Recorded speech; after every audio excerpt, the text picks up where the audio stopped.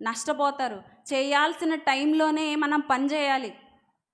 చేయాల్సిన టైంలోనే మనం పని చేయాలి. పోగొట్టుకుంటే పొందుకోలేనివి చాలా ఉన్నాయి.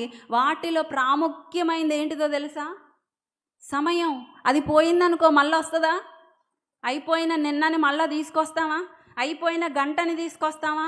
అయిపోయిన క్షణాన్ని, అయిపోయిన నిమిషాన్ని తెస్తామా? పోనీ తేలం. అయిపోయిన టైము మరలా మన జీవితంలో ఎప్పటికీ రాదు.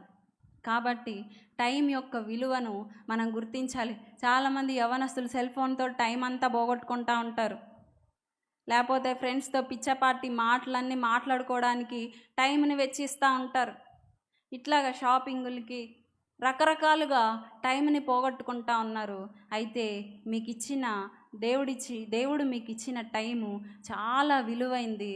అది పోగొట్టుకుంటే తిరిగి ఎన్నటికీ మనం పొందలేం. కాబట్టి టైం విషయంలో మనం గుర్తుపట్టాలి. అపవాది గుర్తుపట్టాడు. వాడి సామ్రాజ్యం గుర్తుపట్టింది. వాడు వేగం పెంచి వెతుకుతున్నాడు. ఎవరు చిక్కుతారా, ఎవరు దొరుకుతారా, ఎక్కడ నాకు అవకాశం ఉందా, ఏ బుర్రలో నాకు అవకాశం ఉందా, ఏ జీవితంలో నాకు అవకాశం ఉందా, ఆ జీవితాన్ని పాడు చేయాలి, ఆ జీవితాన్ని నాశనం చేయాలి, ఆ జీవితాన్ని నిత్య నరకాగ్నికి తీసుకెళ్ళాలని చెప్పి వాడు నిన్నే వెంటాడుతూ ఉన్నాడు, వేటాడతాడు. చివరికి నువ్వు లేకుండా కూడా చేసేస్తాడు. కాబట్టి ఏం చేయాలి? మన కుటుంబాలు నాశనం అయిపోతా ఉన్నాయి. మన ఇంట్లో త్రాగుబోతు తండ్రులు ఉండి ఉండొచ్చు, త్రాగుబోతు అన్నలు ఉండొచ్చు, బెట్టింగ్ యాప్లకు బానిసలైన అన్నలు ఉండొచ్చు, తమ్ముళ్ళు ఉండొచ్చు. వాళ్ళని ఎవరు బాగు చేయాలి? దేవుని ఆయుధాలే వాళ్ళని బాగు చేయాలి. మనం బలవంతుని చేతిలో బాణముల వంటి వారమై ఉన్నాము. మనల్ని దేవుడు వాడుకొని, ఈ బాణాన్ని దేవుడు వాడుకొని శత్రువు కోటల్ని బీటలు వార్చాలని చూస్తూ ఉన్నాడు. శత్రువు కోటల్ని తుత్తునియలు చేయాలని చెప్పి చూస్తూ ఉన్నాడు. దేవుని చేతిలో నీవే బలమైన సాధకం. తెలుసా? పౌలు భక్తుని విషయంలో దేవుడు స్పష్టంగా మాట్లాడాడు. ఇతడు నా నామాన్ని భరించడానికి అన్యజనుల మధ్యలో నేను ఏర్పరచుకున్న సాధకం. నీ కాలేజీలో దేవుని నామం మహింపరచడానికి నువ్వే దేవుని సాధకం. నీ కుటుంబంలో దేవుని నామాన్ని దేవుడు మహింపరచుకోవడానికి నువ్వే దేవుని సాధకం. నీ సమాజంలో దేవుని నామం మహిమపరచబడాలంటే ఎవరో ఎక్కడి నుంచో రావడం కాదు, కానీ నిన్నే దేవుడు వాడుకోవాలనుకుంటా ఉన్నాడు. దేవునికి స్తోత్రం. అన్యజనుల మధ్య ఎవరి ద్వారా దేవుని నామం గణపరచబడిద్ది? ఎవరి ద్వారా దేవుని నామం ఊరేగించబడిద్ది? ఎవరి ద్వారా అనేకులు దేవుని వైపుకు త్రిప్పబడతారు? దేవుడు ఏమన్నాడో తెలుసా? మీరు లోకానికి వెలుగు, మీరు ఆకాశంలో ఉండే జ్యోతులు అని చెప్పి దేవుడు చెప్తా ఉన్నాడు. మీరు సామాన్యులు కాదు. సామాన్యులమని మనం అనుకుంటాం, కానీ దేవుడు మనల్ని సామాన్యులుగా చూడట్లేదు.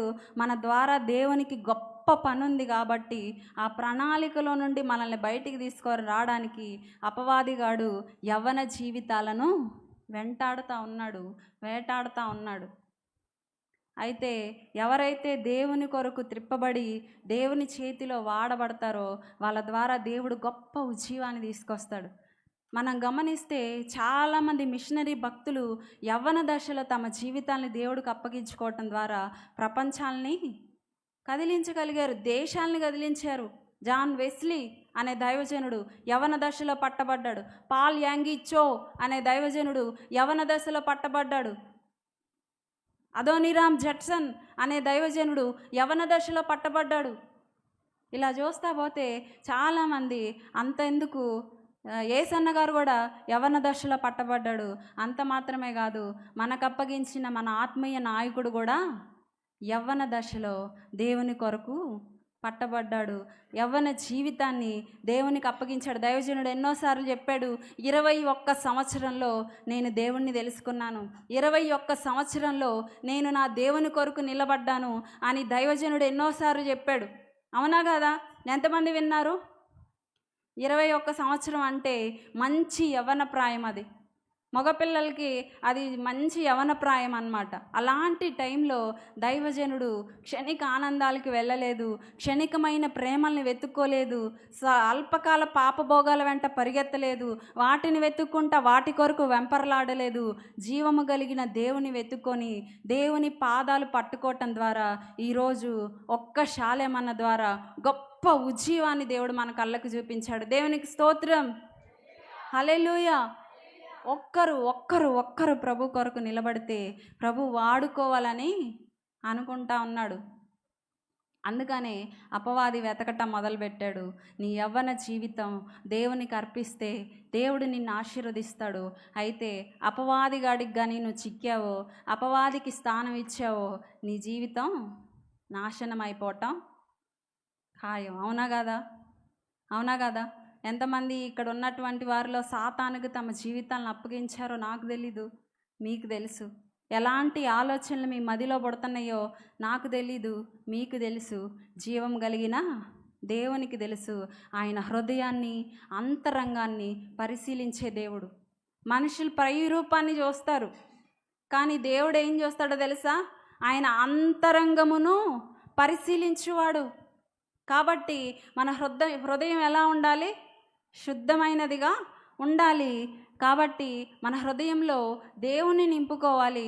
సాతానికి చోటు ఇవ్వకూడదు, సాతాను ఆలోచనలకు చోటు ఇవ్వకూడదు, సాతాను కార్యాల కొరకు మనం రేపబడకూడదు, కానీ దేవుని కార్యాల కొరకు మనం రేపబడాలి.